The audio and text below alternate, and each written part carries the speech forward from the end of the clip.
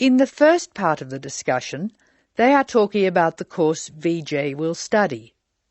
First, you have some time to look at questions 1 to 7.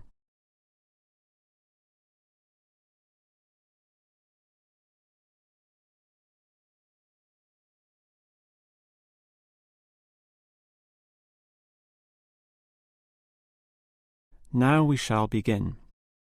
You should answer the questions as you listen, because you will not hear the recording a second time. Now listen carefully and answer questions 1 to 7. Hello. May I help you? Hello. Is this the right place for me to register to study foreign languages? Yes, it is. May I have your name, please? Vijay. My family name is Paresh. Vijay Paresh. Okay. Do you have a telephone number? Yeah. 909-2467. Thank you. Now, which language would you like to learn? We offer French, Italian, Cantonese, Mandarin, Spanish, Portuguese. I'd like to learn Spanish, please. Okay.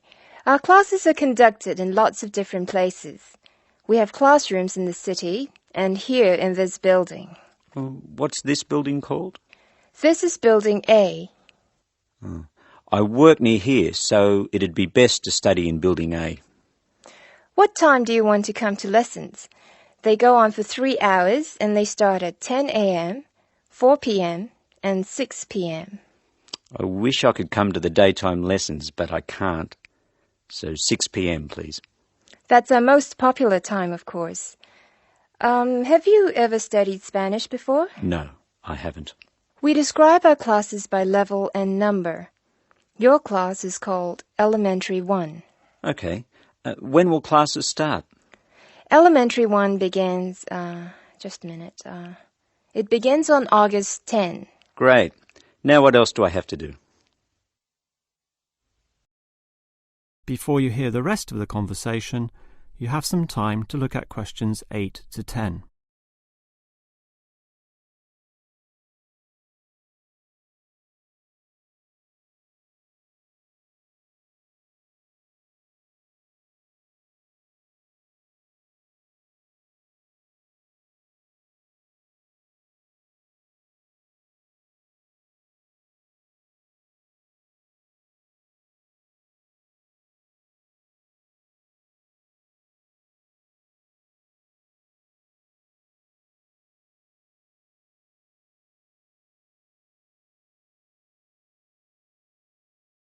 Now listen and answer questions 8 to 10.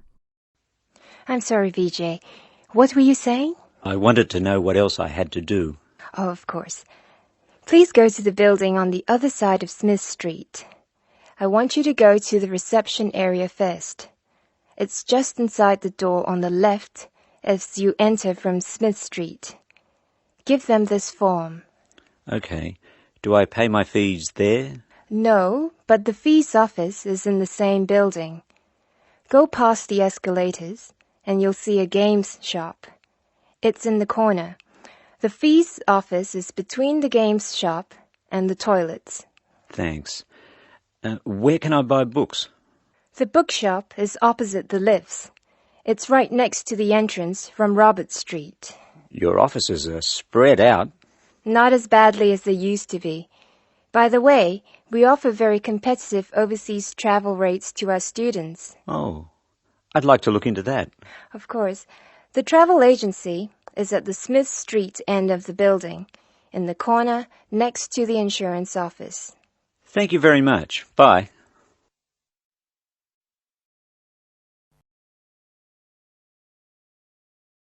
That is the end of part 1. You now have half a minute to check your answers.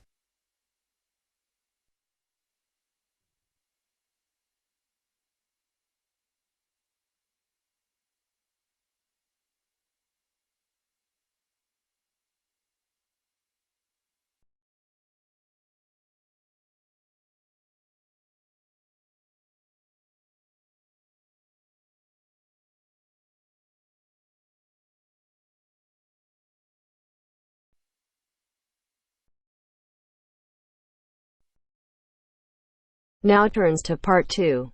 Part 2. You will hear a university administrator telling a group of new students about the central campus buildings and the facilities they provide. First, you have some time to look at questions 11 to 16.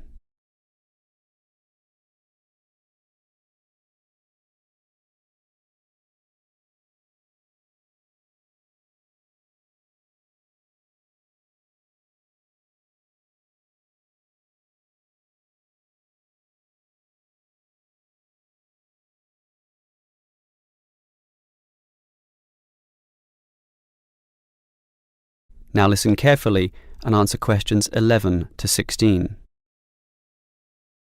Welcome everyone to the Brandon Complex, the geographical and, we could say, spiritual heart of this university.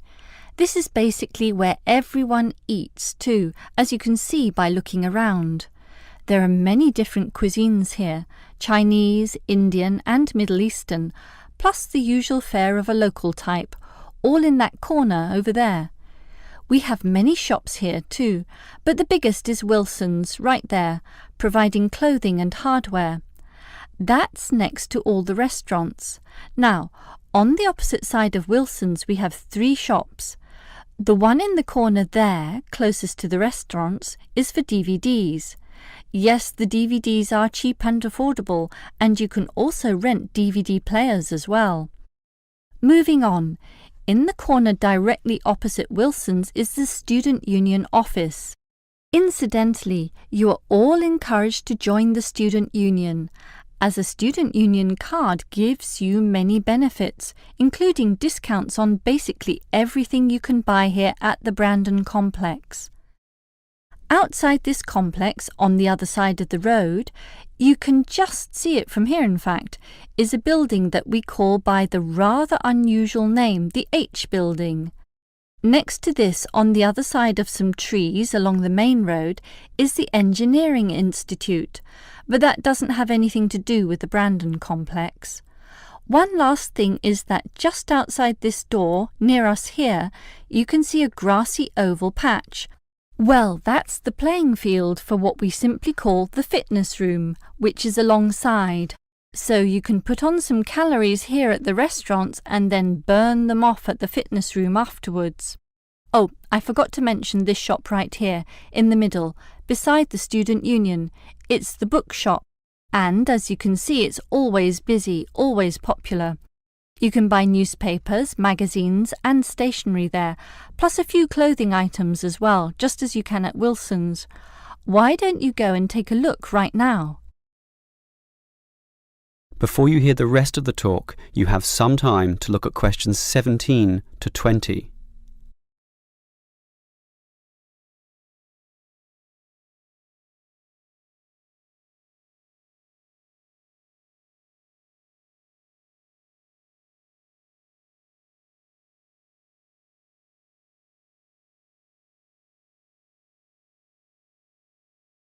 Now listen and answer questions 17 to 20. Now, I'd like to tell you a bit more about one of the buildings here, namely the H-Building. Despite its bland name, you might be interested in what goes on there. It is our main recreational centre, with halls, offices and space available for a variety of activities, mostly for those who want to get fit. For example, if you're interested in yoga, you're in luck, since 4 days a week there are free yoga classes. They have several levels, so if you're a beginner, you'd have to start with that. You can check the schedules on the wall there. Yoga used to be at night, but now it's in the mornings, but not on Wednesdays. Along those same lines, there's aerobic dancing in the afternoon. This shares the same room as the badminton games, which are on Mondays, Wednesdays and Fridays. The aerobics are on the alternate days, Tuesdays and Thursdays, and it's not restricted at all. Everyone is welcome to join, although the instructor may divide you up, of course, according to ability.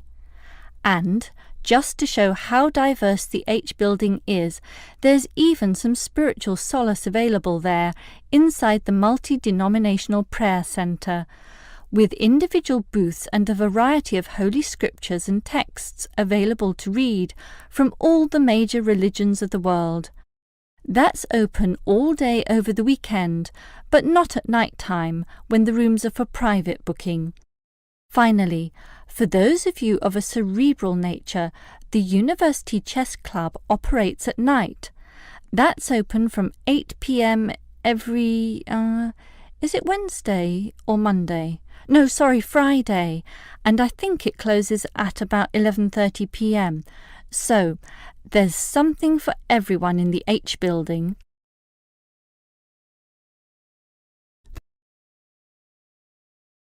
That is the end of part 2. You now have half a minute to check your answers.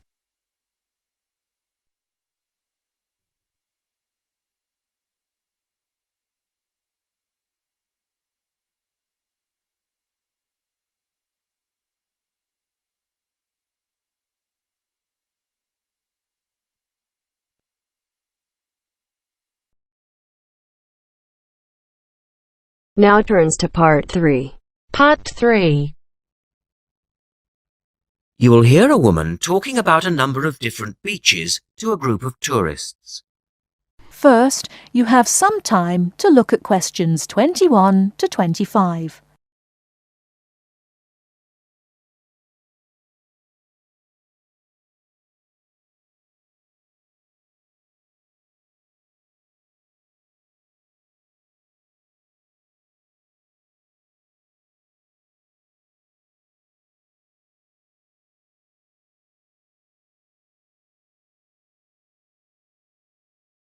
Now, listen carefully and answer questions 21 to 25. Right, let's move on to the beaches here, which are absolutely beautiful. You do have over 100 to choose from. They're mostly sandy beaches, and they vary from the largest, which is 2.5 kilometres long, to tiny sandy coves. But there are a few that I'd really recommend you to visit. So, looking at this pamphlet, first of all, there's Bandella Beach. This beach is 1 kilometre away from the old fishing village of Bandella, which is a beautiful spot. If you park in the car park behind it, there's a small path which leads down to the bay. It's very pretty because the whole beach is backed by pine trees, so it's very sheltered. The beach itself is very clean, and the water is shallow and safe. That, together with the soft sand, make it an ideal beach for children and non-swimmers. A little further round the coast, again to the east, in the eastern corner of the island, is the spectacular Da Polata Beach, which is basically a long inlet. The land around this beach is marshland.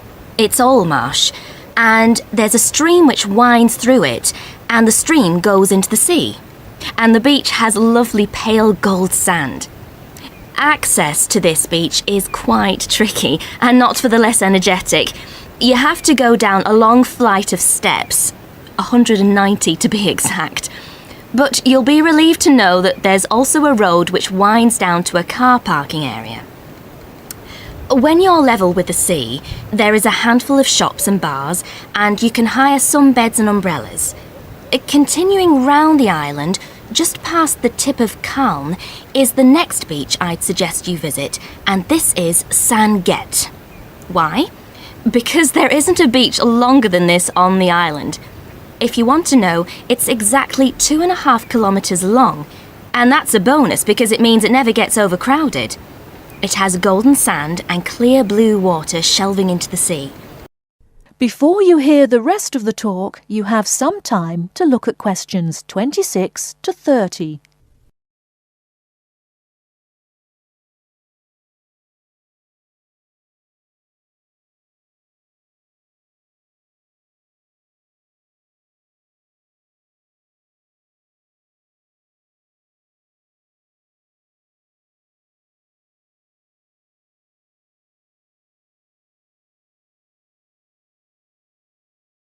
Now listen and answer questions 26 to 30. It has golden sand and clear blue water shelving into the sea. There are several beach restaurants to choose from, and water sports are available when the water is calm. But check first. This beach operates a flag system, as the sea can get rough and you should always swim between the flags. There's a large car park which gives you easy access to the eastern end of the beach, but the western end is much quieter and more wild, as it is harder to reach. Blanaka is another popular beach, just in the northwest corner of the island. It has incredibly white sand and sparkling water. There is ample car parking here and plenty of bars and restaurants. Blanaka has white cliffs all around it, and for those of you who'd like a little more to do than just lazing on the beach, there are caves here which you can explore in the cliffs, and you can also dive into the water from rock platforms along the side of the cove. Well, my final recommendation for today is Disador. Now, this beach isn't quite as easy to get to as the others I've talked about. It's quite a remote little beach, tucked away here next to Blanaka. You can reach Disador by a steep slope which goes over some sandbanks. The beach itself is small and pretty, with reddish-coloured sand and some stony areas on its eastern side. Despite being quite small, the bathing is good, and you can also go fishing here from the rocks at either side. It's a good idea to take some food and drink with you if you decide to go here, as there's only one little bar which isn't always open. So, that should give you plenty of ideas to choose from over the next 2 weeks, and if you have any further questions... That is the end of part 3. You now have half a minute to check your answers.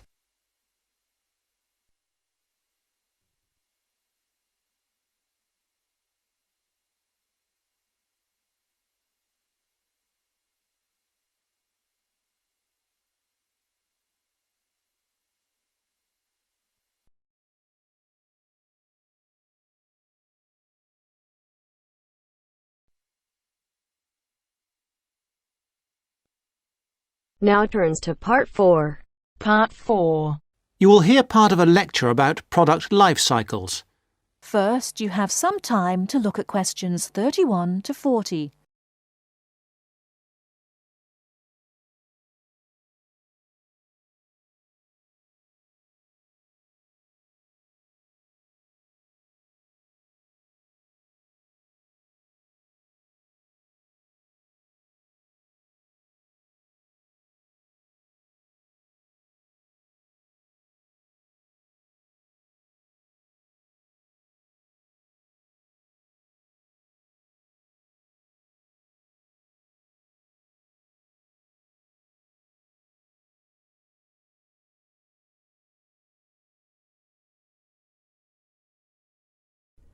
Now listen carefully and answer questions 31 to 40. I'm going to begin my lecture today with a look at product life cycles. Now, as we go through the product life cycle, I will be trying to raise some issues which are important with regard to each phase of the cycle. I won't have all the answers for you this morning. This one of the lecture series is just to get you started and, I hope, interested. Let's start with the first phase of the cycle, that of product design. This is really the most important part of the cycle. We often talk as if it is consumers who are responsible for recycling, and so they are, but in reality, the major responsibility must be borne by designers. They can design products where recycling is easy and cheap, or difficult and expensive. In the latter case, the likelihood is that recycling, though technically feasible, will not in fact take place. Now, don't jump ahead, because the second stage is not product manufacturing, but rather that of materials acquisition. This is the activity we do when we mine coal or other minerals such as gold or iron or copper. In addition to mining, there is harvesting, which includes the cutting down of trees as a first step in the making of furniture or paper, or fishing. These activities have costs which are not only money costs. Pollution is one of the extra costs. We have also to think whether the resources we use are renewable, such as trees, or not, such as coal and other minerals. The third stage is not manufacturing either. It is materials processing. This is where we take the raw materials and use energy to change them into a form that can be used in manufacturing. For example, trees must be turned into paper or oil into plastic.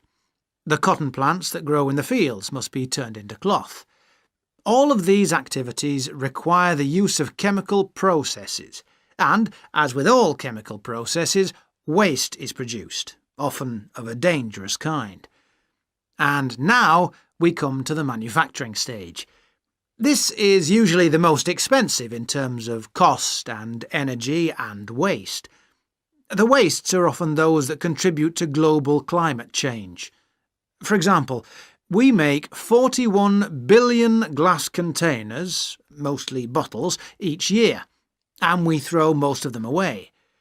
A lot of manufacturing seems unnecessary if we could only organise things better. And this could mean greater profits for the manufacturing companies too. Stage 5 is packaging. Many products are packed in paper or plastic, which themselves, of course, have their own processes and costs. Excessive packaging is often criticised, but it must be remembered that packaging serves a purpose, often more than one purpose, such as maintaining freshness and hygiene, as well as providing information. In our globalised world, we must never forget the next stage, which is distribution. This is the stage where transportation and energy play a big part. Lorries, trucks, trains, planes and ships all use up the precious stocks of oil and, as we know, generate greenhouse gases, which, as we hear again and again, contribute to climate change. Stage 7 is the point of it all, using the product. Looking after products, using them in the recommended ways, timely repair and maintenance all reduce the need for early replacement and reduce the number of products in landfill sites. We should not encourage the purchase of single-use products, that is, products which are designed for use on one occasion only and then to be thrown away and replaced. I'm going to skip a stage for a moment and move straight on to the final stage, which is disposal, putting the product in the bin. This is the end of the life of the product and we lose it completely. It may have only a little value, but it does have a value even at this stage of its life, even in fact when it's actually in the landfill site. Now, I missed out one stage. This is a cycle within a cycle. That is, within the life cycle of the product, there can be a closed-loop cycle which can extract more value from the product. This is the reuse and recycle loop. It is a closed loop because, in theory, it can continue forever, though in practice, of course, this is not possible. Recycling products mean that they can be used to make more of the same product. CDs, bottles, books, or that they can be used to make different ones. For example, 1 pound of recycled paper can make 6 cereal boxes. And if we recycled all our newspapers, we could save 40,000 trees a day. Now, with this approach to the life cycle of a product in mind, we can go on to consider life cycle analysis. That is the end of part 4. You now have half a minute to check your answers.